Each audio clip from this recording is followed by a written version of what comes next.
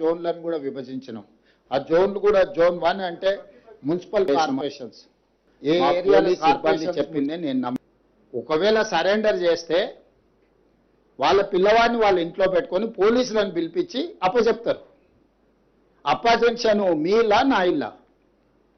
Road మధ్యలో పోలీసులు నాకాబందీ చేసి వెహికల్స్ని చెక్ చేస్తున్నప్పుడు అప్పా జంక్షన్లో బండి భగీరథ పోలీసులకు చిక్కిండు. ఇది మా పోలీసులు నాకు చెప్పింది. నిజంగానే అతన్ని సరెండర్ చేసేది ఉంటే అతను ఎక్కడున్నాడో అక్కడికి ఈడ మా అబ్బాయి ఉన్నాడు, మీరు వచ్చి పోలీసులు ఇతన్ని సరెండర్ చేసుకోండి అని చెప్పిండ్రు అనుకోండి, అప్పుడు మనం సరెండర్ అనుకోవచ్చు. రోడ్డు మధ్యలో పోలీసులు అతన్ని కస్టడీలోకి తీసుకొని మేము అరెస్ట్ చేసినాం అని పోలీసులు చెప్తుంటే నేను పోలీసుల మాట నమ్మాలనా లేకపోతే రాజకీయ నాయకుల మాట నమ్మాలనా? మీరు చెప్పండి.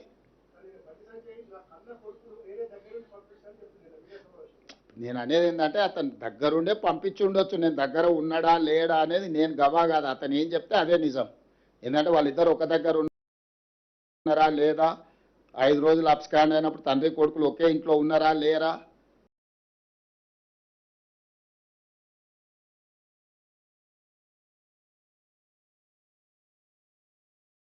ఇది కాదు కదా. మేము చాలా సిస్టమేటిక్గా విశ్లేషించుకొని కంప్లైంట్ వచ్చిన వెంబడే ఎఫ్ఐఆర్ చేసి ఒక పద్ధతి ప్రకారం ఈరోజు ప్రభుత్వం చర్యలు తీసుకున్నది. మా చర్యల్ని ప్రజలు కానీ కోర్టు కానీ ఎవరు తప్పుపట్టలే. కేటీఆర్ జడ్జిగా, ఆర్ఎస్ ప్రవీణ్ కుమార్ ఐఓగా ఈయన విచారణ చేసిండు, ఆయన శిక్ష విధించేసిండు. అసలు ఏం సిగ్గు కూడా పడారంటే అసలు ఇంత సిగ్గు తప్పిపోయిన వీళ్ళనంటే నాకు అర్థమే అవుతలేదు. ఇప్పుడు ప్రభుత్వానికి పోలీసులకు చట్టాలు ఉన్నాయి. ఫోక్సో కేసులా ఫిర్యాదు రాగానే ఎఫ్ఐఆర్ చేయాలా? 0 మీద ఎఫ్ఐఆర్ చేసినాం. ఎఫ్ఐఆర్ చేసిన తర్వాత పేరెంట్ స్టేట్మెంట్ చేసినాం. 24 అవర్స్లో అమ్మాయి స్టేట్మెంట్ రికార్డ్ చేయాలి. ఆ ప్రకారం చేసుకుంటే అమ్మాయి దగ్గర కోర్టు దగ్గరికి తీసుకెళ్ళి 164 స్టేట్మెంట్ చేయాలి. ఇది సెన్సిటివ్ కేసు. ఫోక్సో కేసులో ఎవరి వివరాలు చెప్పడానికి లేదు. వాళ్ళలాగా రోడ్డు మీద వాడు మాట్లాడితే ఆ కుటుంబాల వేదన, ఆ అమ్మాయి కుటుంబానికి ఎంత ఆవేదన ఉంటుంది. వీళ్ళు అడ్డగోలుగా ఇచ్చేసి ఆ అమ్మాయి ఫోటోలు పెట్టి, ఆ అమ్మాయి తల్లిదండ్రుల ఫోటోలు పెట్టి, అసలు కేటీఆర్ అనేటోడు అసలు మనిషా? ఎవడన్నా మనిషి ఇట్లా వ్యవహరిస్తాడానికి? రాజకీయాలు కావాలంటే ఎన్నికల్లో కొట్లాడు, ఎన్నికల్లో ఓడించు. రాజకీయాలాగా చూడాలి, సమస్యను సమస్యలాగా చూడాలి. ఇది ఒక మైనర్ గర్ల్కి సంబంధించిన ఇష్యూ. దీంట్లో రాజకీయాలకు ఎందుకు? ప్రభుత్వం ఒక పద్ధతిలో చర్యలు తీసుకుంటున్నప్పుడు అందరినీ ఇందులోనే దీంతోనే మొత్తం ఒక మైనర్ అమ్మాయిని అడ్డం పెట్టుకొని రాజకీయంగా ఏదో సాధించినామని ఈ శాడిజం ఏంది? ఇది శాడిస్టిక్ ప్లెజర్ కాదా?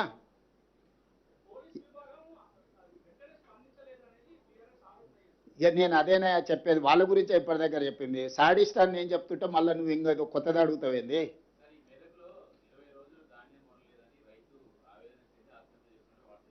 వార్తలు వచ్చినాయి, తప్పకుండా నేను కలెక్టర్కి చెప్పిన ఇమ్మీడియట్గా వెరిఫై చేయమని. నేనేమంటున్నానంటే ఎక్కడైనా ఏదైనా సంఘటన జరిగితే ఆ కుటుంబాన్ని ఆదుకోవడమే కాకుండా దాని బాధ్యులైన అధికారుల మీద కూడా చర్యలు తీసుకుంటున్నాము. కొన్ని దగ్గరలో సంఘటనలు జరగలేదని మేము చెప్తలేం. కొన్ని ప్రభుత్వం దృష్టికి రాకుండా లేకపోతే కొంతమంది నిర్లక్ష్యంతో కొన్ని మిల్లులోలు టీఆర్ఎస్కి అనుకూలంగా ఆ మిల్లులు గత ప్రభుత్వంలో 1000 కోట్లు కొల్లగొడితే వాళ్ళ మీద పీడీ యాక్ట్ పెట్టి కేసులు కట్టి కోర్టు నుంచి తెచ్చి అరెస్ట్ చేసినాం. ఇప్పుడు లారీలు ఐకేపీ సెంటర్ల నుంచి లారీలను నింపి మిల్లుల దగ్గరకు పంపిస్తే మిల్లర్స్ కొంతమంది టీఆర్ఎస్కి అనుకూలంగా ఈ టీఆర్ఎస్ నాయకులు పోయి వాళ్ళని దించనీయలేదు. రోజుల కొద్ది ఆ లారీలను దించకుండా ఆపడంతో మళ్ళీ కొత్తగా ఐకేపీలో సేకరించిన ధాన్యాన్ని రవాణా చేయడానికి వాహనాలు లేవు. ఈ ఆర్గనైజ్డ్ క్రైమ్ చేస్తున్నారు బీఆర్ఎస్ వాళ్ళు. ఇప్పుడు టీఆర్ఎస్ అంటే కొత్త వాళ్ళు వస్తారు. మరి నాకు ఇదో సమస్య వచ్చి పడ్డది, ఇదో దరిద్రం మళ్ళా తోడు.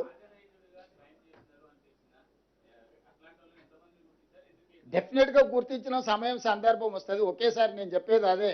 మీరు ఇప్పుడు బండి భగీరథ్ గురించి నిన్న అడిగినారు. కేటీఆర్ బావమాటి ఫామ్ హౌస్లో డైరెక్ట్గా డ్రగ్స్ తీసుకొని దొరికితే ఎందుకో కేటీఆర్ మా బామ్మర్దిని ఒంగబెట్టి పిల్లలు వాళ్ళగొట్టని పోలీస్ స్టేషన్లో పోయి కోదండం ఎక్కించండి అని ఎందుకో చెప్పలేదు.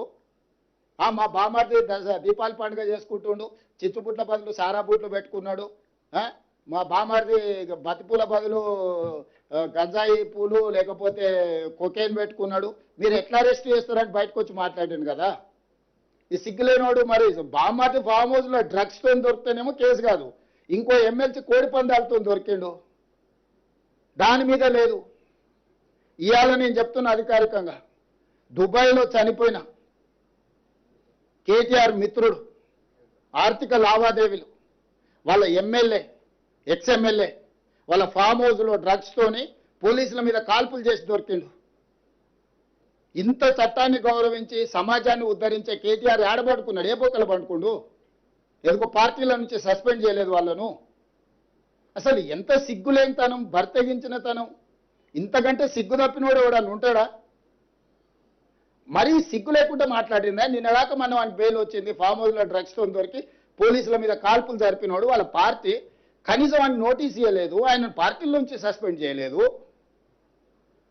ప్రత్యక్షంగా పార్టీ ఉన్నోడు రెడ్ హ్యాండెడ్గా దొరికితే దాని గురించి మాట్లాడాడు. అతను ఆయనకు అమాయకుల్లాగా కనిపిస్తాడు, జాతిరత్నంలాగా కనిపిస్తాడు ఈయనకు.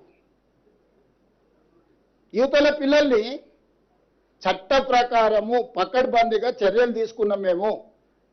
మేము కేటీఆర్ బామ్మర్ది ఫామ్ హౌస్లో డ్రగ్స్ దొరికినా నోటీస్ ఇచ్చినాం, పోలీస్ స్టేషన్కి వచ్చి విచారణను ఎదుర్కోమని.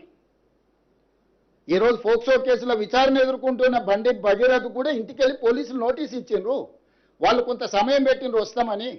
దాని తర్వాత సర్టిఫికెట్ అమ్మాయి మైనరా మేజర్ అని ప్రభుత్వ రికార్డ్స్ మేము సేకరించినాము. అమ్మాయి ఏజ్ ఎంత అనేది ఎవరు నిర్ధారించాలి? కేటీఆర్ ఏమన్నా సర్టిఫికెట్ ఇచ్చే అథారిటీనా? ఆర్ఎస్ ప్రవీణ్ కుమార్ ఏమన్నా ఐఓనా? ఐఓలు వెళ్ళి స్కూల్లో అమ్మాయి బర్త్ సర్టిఫికెట్ తీసుకొని, 10th క్లాస్ సర్టిఫికెట్ తీసుకొని, అమ్మాయి హాస్పిటల్స్లో బర్త్ సర్టిఫికెట్ తీసుకొని, ఆధార్ కార్డు తీసుకొని, ఆ అమ్మాయి మైనర్ అని నిర్ధారించుకొని ఇమ్మీడియట్గా ప్రభుత్వం యాక్షన్లకు దిగింది. కోర్టు కూడా మమ్మల్ని తప్పు పట్టలేదే. ఓన్లీ కేటీఆర్ కోర్టులో తప్పు, నాదే ఫామ్ హౌస్ మేము మీటింగ్లు పెట్టుకున్నాను ఒకటి చెప్తాడు, నాకు సంబంధం లేదని ఇంకోటి చెప్తాడు, అనుమతి లేకుండా కట్టుకుంటే ఏమైందని వాడు అంటాడు. నీతులు చెప్పడానికే ఉన్నాయని మాట్లాడొద్దని చెప్పురు దయచేసి మీరు కూడా కలిసినప్పుడు. నాకు తెలిసి మిమ్మల్ని కలవాడనుకుంటా.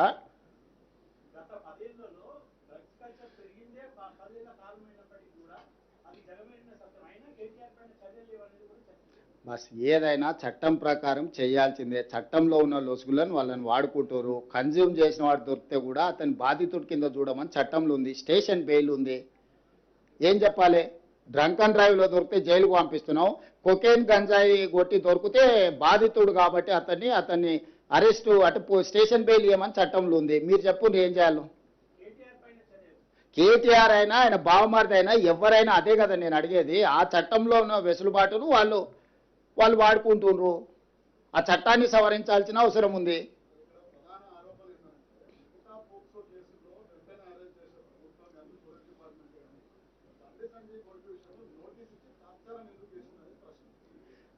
మీరు అడిగిన ప్రశ్న కేటీఆర్ అడిగినట్టుగానే ఉంది. ఏ కేసులైనా కూడా పోలీస్కి ఒక ప్రొసీజర్ ఉంది. ఇమ్మీడియట్గా కంప్లైంట్ వచ్చిన ఎంబడే ఎఫ్ఐఆర్ చేయాలి.